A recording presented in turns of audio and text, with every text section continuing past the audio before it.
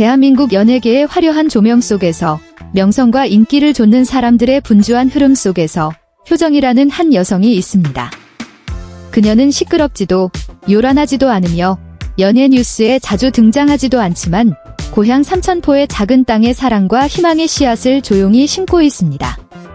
그리고 효정씨가 그곳에 유기농 채소 농장을 짓기로 결심한 이유에 대한 이야기는 수백만 명의 눈시울을 붉히게 만들었습니다. 프로젝트의 거창함 때문이 아니라 그녀의 모든 행동 속에 깊이 숨겨진 진심과 소박함 때문이었습니다. 모든 일은 어느 여름날 오후 효정씨가 어머니와 함께 삼천포의 한 재래시장에 갔을 때 시작되었습니다. 채소를 고르던 중 어머니께서 한숨 쉬며 말씀하셨습니다. 이제는 채소 하나도 마음대로 못 사겠구나. 온통 농약의 화학물질 투성이야 한 주부의 가벼운 푸념처럼 들렸던 이 한마디는 젊은 딸의 마음을 몇 주 동안 깊은 고뇌에 빠뜨렸습니다. 땅이 비옥하고 사람들이 자연과 더불어 살아가는 남쪽 바닷가에서 태어나고 자란 효정씨는 뒷밭에서 갖단 배추, 울타리 옆에서 기른 토마토, 집 앞 툇마루 틈새에서 자라던 파로 차려진 어린 시절의 밥상을 항상 기억하고 있었습니다. 하지만 성장할수록 그러한 삶의 방식이 점차 사라지고 있다는 것을 깨달았습니다. 대신 마트에서 파는 번쩍이는 비닐에 쌓인 채소, 유기농이라 광고하지만 확인할 길 없는 문구들, 그리고 가족들조차 가장 안전하다고 여겨졌던 것들에 대해 의심하기 시작하는 날들이 늘어났습니다. 그날 시장에 다녀온 후 효정씨는 조용히 친환경 농업 모델에 대해 알아보기 시작했습니다.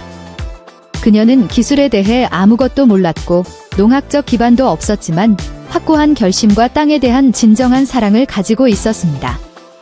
처음에는 할아버지의 옛밭이었던 집 뒤에 작은 땅을 개간하여 가족들이 먹을 몇 가지 간단한 채소를 심을 계획이었습니다. 하지만 직접 땅을 파고 씨앗을 심기 시작했을 때 그녀는 자신이 단지 채소를 심는 것이 아니라 기억의 한 조각, 유년기의 한 부분, 그리고 건강한 삶에 대한 믿음을 다시 심고 있다는 것을 문득 깨달았습니다. 한 번은 푸른 배추밭에 섞여 자란 잡초를 하나하나 뽑으면서 바쁜 스케줄 때문에 끼니를 대충 때우는 오빠, 가수 박서진의 모습, 늘 가족의 건강 문제에 대해 마음 졸이시는 어머니, 그리고 예전에는 아욱국을 매우 좋아하셨지만 농약 걱정 때문에 더 이상 드시지 못하는 아버지를 떠올렸습니다. 이러한 생각들로부터 효정씨는 가족뿐만 아니라 주변 공동체를 위한 친환경 채소 농장을 짓겠다는 더 큰 계획을 품기 시작했습니다. 그녀는 전라남도에서 농업기술사로 일하고 있는 옛 학교 친구에게 전화하여 갑 인증 기준에 따른 유기농 채소 재배 방법에 대해 물었습니다. 토양, 기후, 생물순환 및 유익한 미생물에 관한 책을 몇 시간씩 읽었습니다. 대한민국 농림축산식품부의 온라인 강좌에 등록하고 제주, 경기의 농장들을 직접 방문했으며 심지어 서울대학교 교수님들께 이메일을 보내 자문을 구하기도 했습니다. 처음에는 가족들도 조용히 지내며 하루 종일 앉아 어머니를 위해 목도리를 뜨개질하던 그녀가 갑자기 소매를 걷어붙이고 농사를 짓겠다 오고 나선 이유를 이해하지 못했습니다.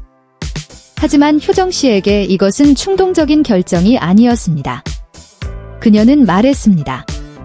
우리가 삶의 모든 것을 통제할 수는 없지만 우리가 먹는 것과 우리가 심는 것은 통제할 수 있다고 생각합니다. 지역사회와 어릴 적부터 알던 몇몇 마을 사람들의 도움으로 효정씨는 삼천포 외곽 산기슭에 있는 약 2000제곱미터의 땅을 임대했습니다. 그곳은 길이 험난하여 아무도 경작하려 하지 않던 황무지였습니다. 하지만 아무도 손대지 않았기 때문에 그곳의 땅은 오히려 깨끗하고 화학물질이 영향을 덜 받은 상태였습니다. 초반에는 거의 모든 것을 혼자 했습니다. 아침에는 토양 습도를 확인하고 오후에는 물을 주었으며 저녁에는 집에 돌아와 작물 종류와 유기농 비료 사용량을 일일이 기록했습니다. 그녀는 흙과 진흙으로 더러워지는 것을 두려워하지 않았고 소똥을 만지느라 손 피부가 벗겨지는 것도 개의치 않았으며 오직 제때 파종하지 못할까 봐 걱정했습니다. 한 번은 사흘 내내 폭우가 쏟아져 밭 전체가 물에 잠겼을 때 효정씨는 한나절 내내 울었지만 바로 다음 날 아침 흙 위로 솟아난 몇 개의 배추싹을 보고 환하게 웃었습니다. 그녀는 말했습니다. 살아남았네요. 그러니 저도 포기할 수 없습니다. 1년 후 효정 씨의 농장은 기억을 잇는다는 의미의 지음가든 저음가어던 이라는 이름으로 공식적으로 운영을 시작했습니다. 그녀는 자신이 기른 채소, 토마토, 상추 하나하나를 통해 느리게 살고 진실되게 살며 건강하게 살자는 메시지를 전하고 싶었습니다. 그녀의 농장에서 나온 채소는 대량으로 판매되지 않습니다. 그녀는 몇몇 지인 가족, 지역의 일부 유치원, 그리고 특히 독거노인 가정에 매주 한 바구니씩 무료로 보내주고 있습니다. 산림남 방송에 출연했을 때 왜 사업 규모를 확장하지 않느냐는 질문에 그녀는 그저 가볍게 웃으며 답했습니다. 저는 장사를 하려고 농사를 짓는다고 생각하지 않습니다. 제가 사랑하는 사람들이 안전한 밥을 먹을 수 있도록 하기 위해 하는 일입니다. 방송을 본 시청자들은 지음가든에 대해 알아보기 위해 소셜미디어로 몰려들었습니다. 많은 이들이 구매 의사를 밝혔고 브랜드를 키우기 위해 투자하겠다는 사람까지 나타났습니다. 하지만 효정 씨는 처음의 길을 굳건히 지켰습니다. 그녀는 브랜드 농부가 되기를 원치 않았고 단지 가족을 위해 채소를 가꿀 줄 아는 딸이 되고 싶었습니다. 지역 신문과의 인터뷰에서 효정 씨는 이렇게 공유한 적이 있습니다. 어떤 사람은 유명해지기 위해 예술의 길을 선택하고 어떤 사람은 부자가 되기 위해 사업의 길을 선택합니다. 저는 사랑하기 위해 농업의 길을 선택했습니다. 그 말은 화려하지 않았지만 수백 명의 마음을 감동시켰습니다. 사람들이 멀리 해외에서 수입된 유기농 채소를 돈으로 살 수 있는 세상에서 한 젊은 여성이 어머니의 한숨과 오빠의 걱정, 그리고 작은 마을 노인들의 식사를 위해 바로 자신의 고향에서 조용히 채소를 기르는 모습은 놀랍도록 아름다운 일이었습니다. 한 번은 산림남 프로그램의 카메라 감독이 비하인드 스토리를 공유했습니다. 저는 아름다운 채소밭 풍경을 몇 장 찍으려고 카메라를 가져갔지만 결국 그녀의 흙 묻은 손만 찍었습니다. 진정한 아름다움은 푸른 채소밭이 아니라 효정 씨의 모든 손길에 심겨진 사랑에 있다는 것을 깨달았기 때문입니다. 그리고 바로 그 농장으로부터 효정 씨는 지역의 수백 명의 젊은이들에게 자신들이 어떻게 살고 어떻게 먹으며 부모님을 어떻게 사랑해야 하는지에 대해 다시 생각하게 하는 영감을 주었습니다.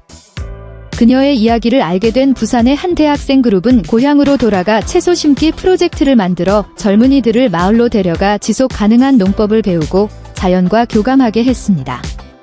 삼천포의 한 초등학생 여자아이는 산림남 프로그램에 편지를 보내 어머니께서 효정 언니가 키운 채소는 시장 것과 달리 먹어도 배가 아프지 않다고 하셨다며 효정 언니와 함께 채소를 심고 싶다고 했습니다. 그렇게 효심이라는 하나의 씨앗에서 가족의 건강을 위한 하나의 행동에서 효정 씨는 단지 손만이 아니라 온 마음으로 희망의 들판 전체를 일구어냈습니다. 아마도 한 여성이 모든 화려한 스포트라이트를 거부하고 시장을 좇지 않으며 인기를 이용해 사업을 확장하는 대신 삼천포의 산속에서 묵묵히 작은 농장을 일군 이유를 생각할 때 사람들은 깨닫게 될 것입니다. 때로는 위대함이 가장 소박한 것들 속에 있다는 것을 말입니다. 그리고 흙 묻은 손과 사랑으로 가득 찬 마음을 가진 효정 씨는 느리게 살고 건강하게 살며 이상을 가지고 사는 한 세대의 상징이 되었습니다. 아무도 그녀에게 그렇게 하라고 강요하지 않았지만 말입니다. 하지만 그녀는 여전히 그렇게 합니다. 저는 저희 부모님이 걱정 없이 채소 반찬을 드셨으면 좋겠습니다. 그리고 많은 사람들에게 그것만으로도 그녀는 진정한 영웅입니다. 망토도 무대도 필요 없이 그저 작은 밭과 아침 햇살만으로도 말입니다.